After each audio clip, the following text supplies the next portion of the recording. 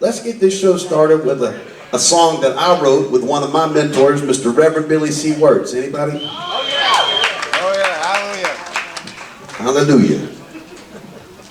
And I wrote this little song. It's called The History of Boogie. It's kind of like my personal history of Boogie. I don't even know. I think it's fairly accurate. But I'd like to start the show off with a little bit of Boogie Woogie playing.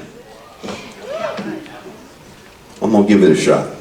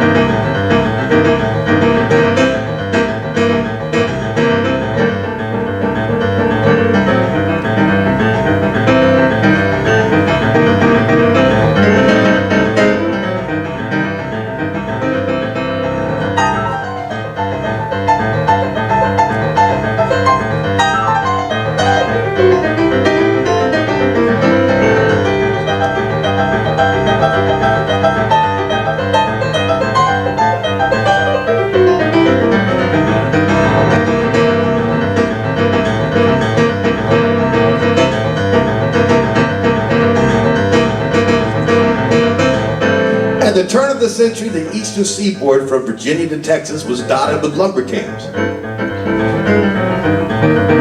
Now these lumber camps provided the raw materials needed to rebuild a nation that the Civil War, at the very least, badly disfigured, or in the case of the South, literally reduced to ashes.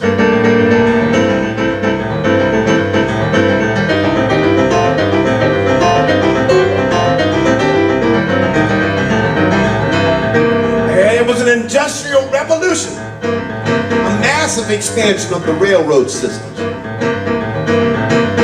The need for timber had become a top priority, and a national chain of lumber camps grew up overnight.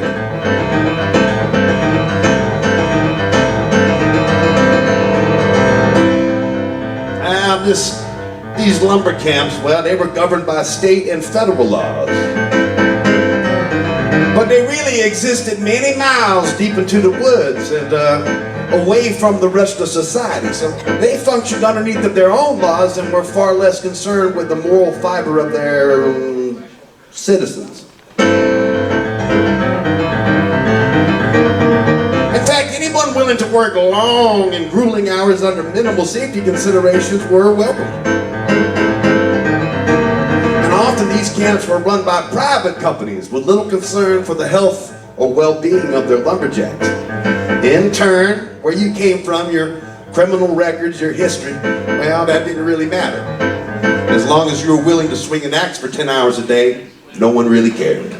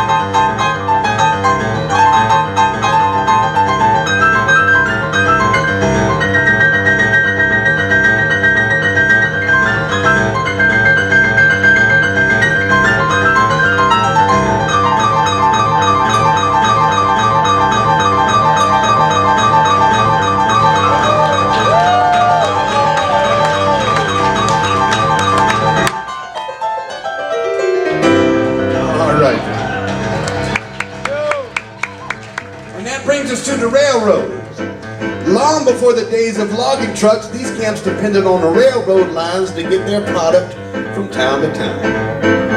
Indeed, their entire existence revolved around the railroad. Aside from shipping timber, railroad cars were often used as dormitories, mess halls, and on the weekends, hastily constructed saloons.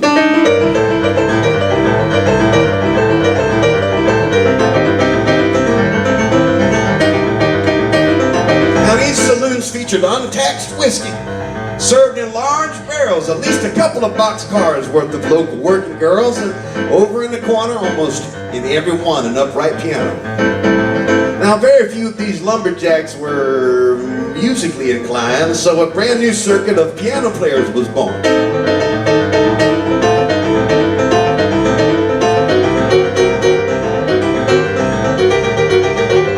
Now, these players played loud and fast and long, their left hand often imitating the familiar chugging rhythm of the train, while their right hand often banged out simple counterpoint phrases. Can I give it a try for you? Yeah. Something maybe like this.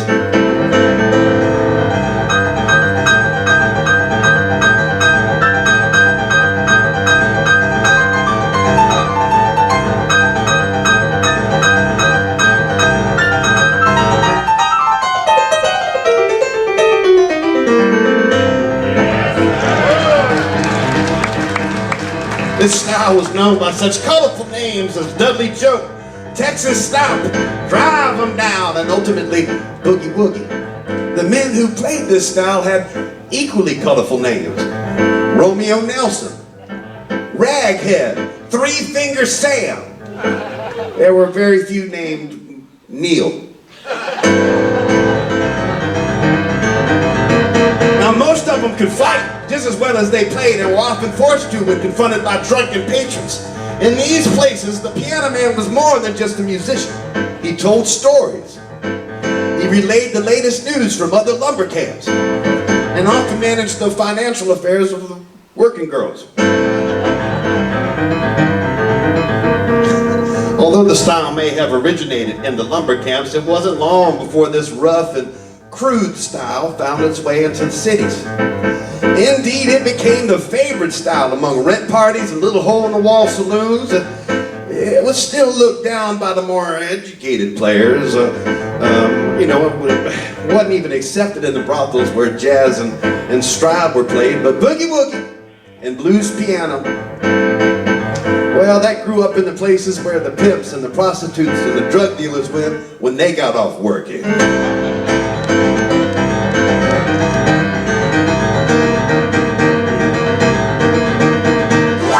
My grandfather played the piano his entire life. Boogie woogie, blues, honky tonk, just anything in between, just roots music. I'll never forget him sitting me next to him right there on the piano. Maybe I was 2, 3 years old. He started playing boogie woogie in his left hand. Man, it slammed down into the piano, growled and rumbled just like thunder.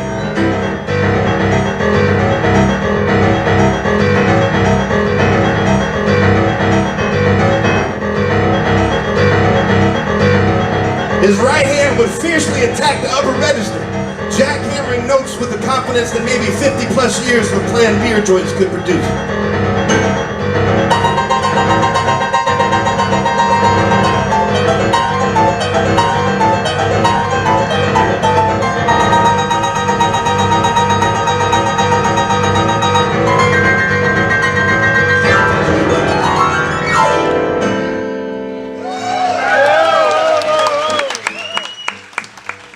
He smiled as he watched my reaction.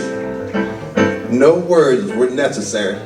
My grandfather knew I was hooked for the rest of my life. And that's my story of the Boogie Woogie Blues piano.